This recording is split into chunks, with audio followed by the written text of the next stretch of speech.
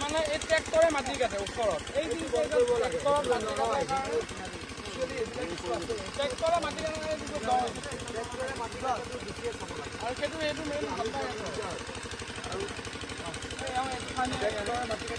মথাউৰি ভাঙাটোত মই এনেকুৱা কেতিয়াও ক'ব নোৱাৰোঁ যে মথাউৰি নাভাঙিব, কাৰণ মথাউৰিটোতো মাটিৰে বনোৱা হয়।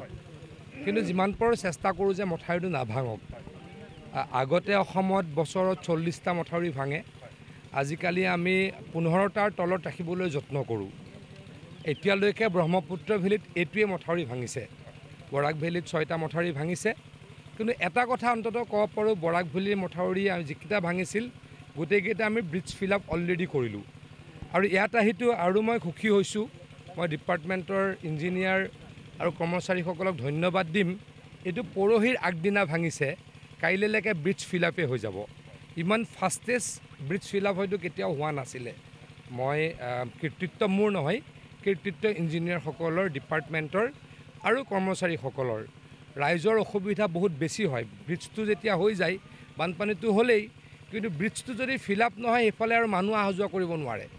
আগতে 6 মাহ 7 মাহলৈকে থাকে, কিন্তু এতিয়া আমি 15 দিনতে কৰাৰ যত্ন কৰোঁ।